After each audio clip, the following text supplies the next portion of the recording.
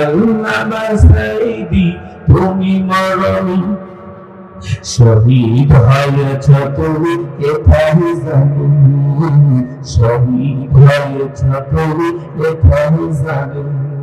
আল্লামা সাইদি তুমি মরণী শহীদ হয়েছ তুমি এটাই জানি, শহীদ হয়েছ তুমি এটাই জানি। কারাগারে কাটাইছে 13টি বছর, ঠিক না ঠিক? কারাগারে কাটাইছে 13টি বছর, জানি ওরা তোমায় দেখে বলেছে ঠিক না ঠিক? এই জন্যই তো আপনার আমার কোরআনের পাখি অর্ধ শতাধিক দেশে যিনি কোরআন পৌঁছে দিয়েছেন,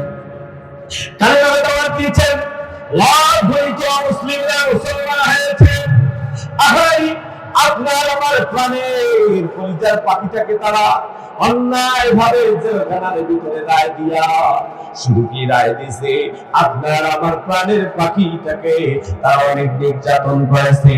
একবার নয়, দুইবার নয়, তিনবার নয়, 207 বার জেলখানার ভিতরে ওদের লোক পাঠাইয়া দিয়েছে। আল্লামা সাইদি বিআইজানকে পাঠাইয়া দিয়েছে, আল্লামা সাইদি আপন গান্ধে জেলখানার ভিতরে পাঠিয়ে দিয়েছে। আমরা আপনাকে মহব্বত করি, আমরা আপনাকে ভালোবাসি, আপনি একজন কোরআনের বাহক, আপনি মেহেরবানি করে শুধু জামাতি ইসলামটা বাদ দিয়ে দেন, আমরা আপনাকে জেলখানা থেকে বের করে আমরা আপনাকে ভালো ভালো বাড়ি দিয়ে দিব, আপনার কোনো পরিশ্রম করার দরকার নাই, শুধু বসে থাকবেন, টাকার বস্তা আসবে, আপনার ফ্যামিলির সব দায়িত্ব আপনার। আপনি কি চান?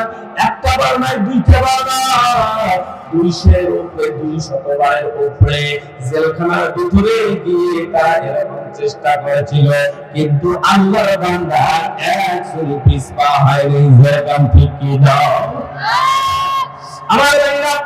আমরা তো বলি দেয় একটা চা খাইলেই বলি দেয়, একটা চায়ে যদি চা দিয়ে দেয় 100 টাকা দিয়ে দেয় ভুলি দেয়, গ্রামে গঞ্জে শাড়ি দিয়ে দেয় ভুলি দেয়, লুঙ্গি দেয় ভুলি দেয়, ঈমান হারিয়ে যায়।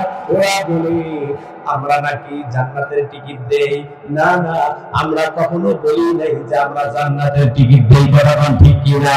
আর এই ভিডিওগুলো দেখা যায়, এই ভিডিওগুলো সাবস্ক্রাইব করে এডিট করে তারপরে সুন্দর ফেসি সুন্দর ভয়েসের ওখানে আছে, যারা এডিট করে কিছু শয়তান আছে, শয়তান আবু জেহেলের কিছু পুত্র আছে, এরা এসে ওই রকম ভিডিও বানায়া উপরেরটা বাদ দেয়, নিচেরটা বাদ দেয়, বাদ দিয়ে মানুষের ইমোশনকে নষ্ট করে দেয়। যেরকম ঠিক কি না?